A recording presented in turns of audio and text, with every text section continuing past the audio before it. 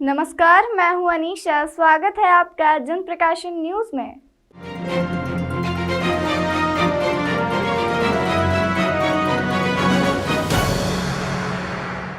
देश सहित प्रदेश में धार्मिक स्थलों को लेकर चल रही बहस के बीच इंदौर में कांग्रेस नेता राकेश यादव ने धार्मिक स्थलों की आड़ में व्यापार व्यवसाय संचालित करने वाले भूमाफियाओं पर सवालिया निशान खड़े किए हैं। उन्होंने ऐसी शासकीय भूमियों को भूमाफियाओं से आजाद कराने की मांग की है।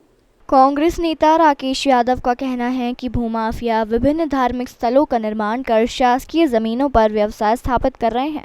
इसको लेकर सरकार और प्रशासन को ध्यान देने की आवश्यकता है और इस तरह के भूमाफियाओं पर कड़ी से कड़ी कार्यवाही की जाए।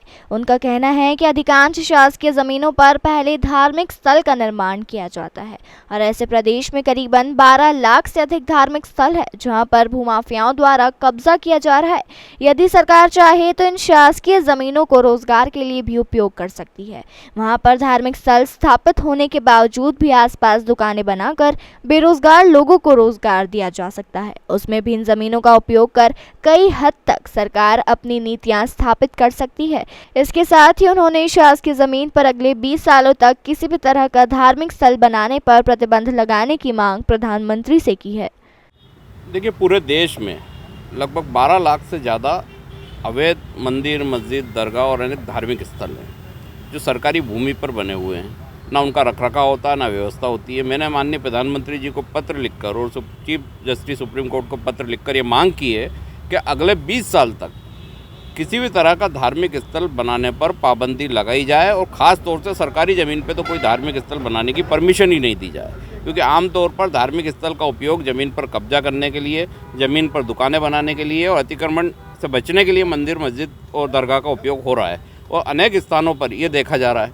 हाई कोर्ट ने भी कई बार बोला है कि आप ये सारे अतिक्रमण जो अवैध हैं उनको हटाएँ। इसके साथ मैंने एक मांग ये भी करी है कि स्टार्टअप योजना जो मोदी जी चला रहे हैं उसमें जितने भी सरकारी ज़मीन पर मंदिर, दरगाह, मस्जिद या अन्य धार्मिक स्थल बने हुए हैं उनका अधिग्रहण करें और अधिग्रहण करके युवाओं को वो सौंप दें चलाने के लिए, क्योंकि अभी एक सबसे बड़ा बिजनेस जो है वो यही मंदिर और धर्म के नाम पर पूरे देश में किया जा रहा है। मंदिरों की बाढ़ आ गई है, अनेक धार्मिक स्थलों की बाढ़ आ गई है। हर ब्रिज, पुल के सहारे किनारे कहीं शनि मंदिर है, कहीं दरगाह है, कहीं मस्जिद है, कहीं अन्य धार्मिक स्थल स्थापित कर दिए गए हैं। वहाँ दुकानें बना दी जाती है, व्यापार होता है। तो इससे बेहतर है कि युवाओं को रोजगार मिलेगा और इस पर रोक लगाना इसलिए आवश्यक है कि इस तरह से अगर बाढ़ आती गई तो हर गली में 5-5, 6-6 धार्मिक स्थल हो जाएंगे। हर जगह ये टेरिटरी होती है कि 2 किलोमीटर के अंदर अगर कोई व्यापार स्थित है या कोई ऐसी स्थिति स्थित है तो वहाँ से 2 किलोमीटर बाद वो निर्माण किया जाता है। प्राइवेट भूमि पर भी अगर कोई मंदिर बनाने की अनुमति मांगता है तो उससे पूछा जाए कि 2 किलोमीटर में अगर कोई मंदिर नहीं है, कोई मस्जिद नहीं है, कोई दरगाह नहीं है तो आप उसको बनाइए, वरना उसको प्रतिबंधित किया जाए। देखिए, ये तो सर्वे गूगल पे सब जगह उपलब्ध है। ये हाईकोर्ट भी इस चीज़ को 2 बार जजमेंट दे चुकी है और लगभग ये संख्या जो मैं बता रहा हूँ इससे कहीं अधिक ज़्यादा है। जो संख्या प्रस्तुत की गई है हाईकोर्ट में अनेक राज्यों के द्वारा, अगर उन सबका आंकड़ा जोड़ें तो वो लगभग 12 लाख पार होती है। लेकिन हो सकता है असल में संख्या और ज़्यादा हो और सिर्फ धार्मिक स्थल का जो उपयोग किया जाता है वो अतिक्रमण करने के लिए किया जाता है। उसके बाद वहाँ व्यापार व्यवसाय शुरू किया जाता है। तो इससे सरकारी ज़मीन जितनी भी हैं वहाँ हर जगह आप देखेंगे, हर शहर में देखेंगे कि बाढ़ आ गई है धार्मिक स्थलों की।